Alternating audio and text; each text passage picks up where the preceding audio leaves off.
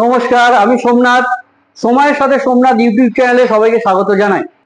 আজকে আমাদের যেটা বিষয় নিয়ে আলোচনা করব সেটা হচ্ছে, দেখুন এই যে প্ল্যান্ট, এটা আমাদের তৈরি ওয়াটার লক। এই প্ল্যান্টটা আমরা তৈরি করেছি একটি বিআইএস প্ল্যান্টে। সফলভাবে প্ল্যান্টটা চলছে। বিগত 1.5 বছর 2 বছর হয়ে গেল, এখনো পর্যন্ত কোনো ইস্যু আসেনি। তো আমরা আজকে আলোচনা করব এই যে ধরুন 1.5 বছর 2 বছর তারও বেশি আমাদের প্ল্যান্ট যে রানিং হচ্ছে বিভিন্ন জায়গায়, আমরা কোনো না কোনো ভিডিওতে নিশ্চয়ই আলোচনা করব, সেখানে পৌঁছে আপনাদের জন্য কাস্টমার রিভিউ এবং প্ল্যান সম্বন্ধে। তো এই যে সাকসেসফুল একটা প্ল্যান চলছে, কিভাবে চলছে, তো আজকে সেই বিষয় নিয়ে আমরা আলোচনা করব। তো একটা সাকসেসফুলি প্ল্যান চালাতে গেলে প্রথমে আমাদের প্ল্যান আরো প্ল্যান করার আগে কি কি বিষয়ে নজর দেওয়া উচিত। প্রথম যে বিষয়ে নজর দেওয়া উচিত সেটা হচ্ছে আমরা যে জলটি ব্যবহার করব।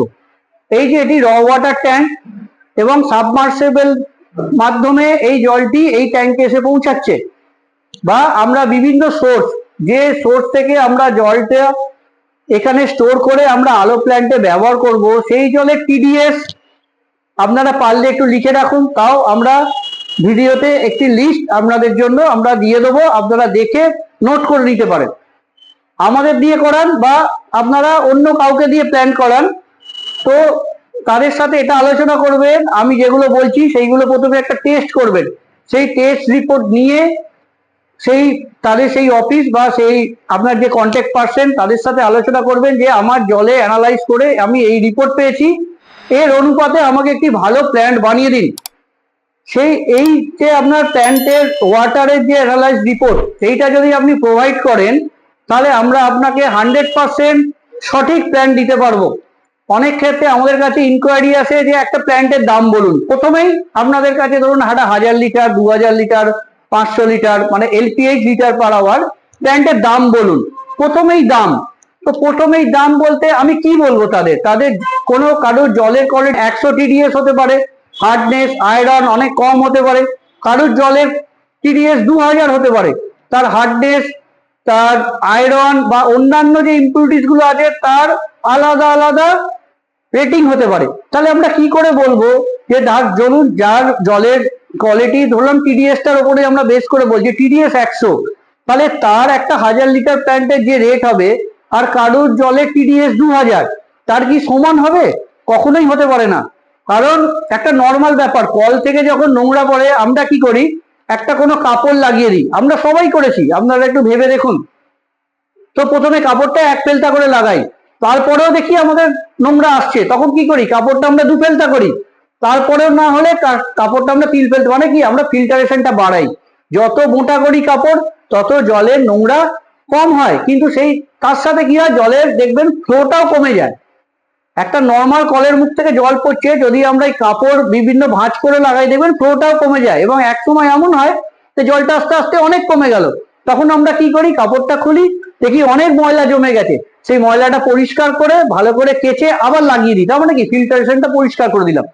আর যাদের কলে ময়লা আসে না, দেখবেন এমনি জল প্রথমে খুললাম, তারপর গ্লাসে দিলাম পরিষ্কার জল, সেখানে কি হচ্ছে, আমাদের কোনো ফিল্টারেশন লাগাবার দরকার নেই, বা মনে হলো যে যদি আসে তাই একটি ফিল্টার লাগিয়ে রাখি, তো একটা কাপড় আমরা লাগিয়ে রাখলাম, সেটি বেশি খুলতে হয় না, পরিষ্কারই থাকে। তার থেকে জলের ফ্লোটা, মানে 1 ভাঁজ যদি কাপড় লাগাই কোনো কলের মুখে, যেভাবে ফ্লো হয়, কাপড়ের সংখ্যা যদি ভাঁজের সংখ্যা বাড়ায় দেখবেন ফ্লোটা কম হয়ে যায়। এর ক্ষেত্রেও তাই, যদি যার টিডিএস বা ময়লা যার কম থাকবে তাদের ফিল্টারেশন আমাদের কম ব্যবহার করতে হবে, ছোট ব্যবহার করতে হবে। আর যার ময়লা বেশি, অন্যান্য ইম্পিউরিটিস বেশি, তাদের ফিল্টারেশন বড় করতে হবে। এবং সেটা তার ডিজাইন এবং তার পুরো ব্যাপারটা যেটা আমরা ডিসাইড করি যে এই সাইজের ফিল্টার দেবো, তার মধ্যে এই মিডিয়া থাকবে, তার ক্যালকুলেশন অন্যরকম হয়।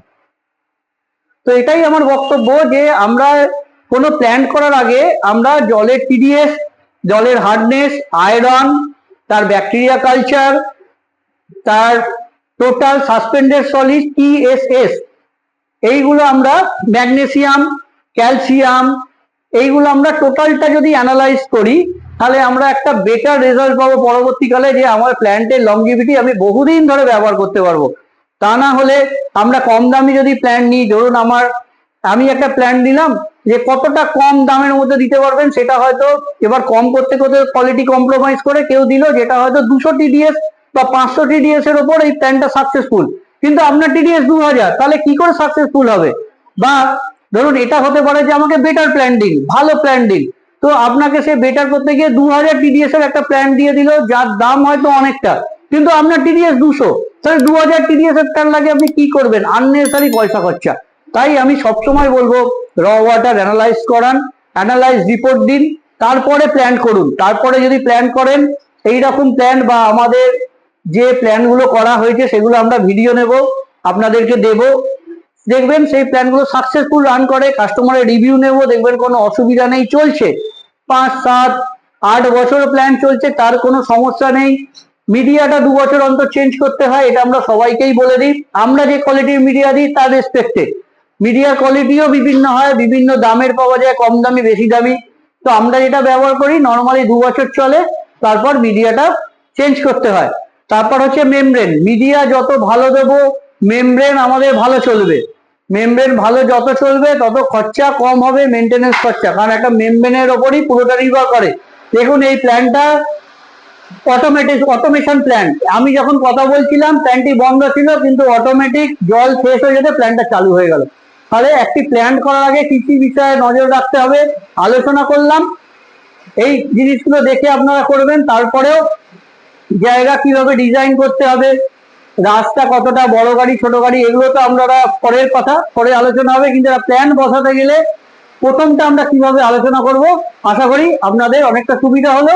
যদি কোনো আমার বলতে বা আপনাকে বোঝাতে যদি অসুবিধা বা আপনি যদি বুঝতে কোনো অসুবিধা হয়, আমাকে কমেন্টসের মাধ্যমে জানান, আমি আপনাকে বেটার আরো আশা করি পরের ভিডিওতে বা আপনাকে আলাদাভাবে ফোন করে আমি বুঝিয়ে দিতে পারবো। আজকের জন্য এইটুকুনি, নমস্কার।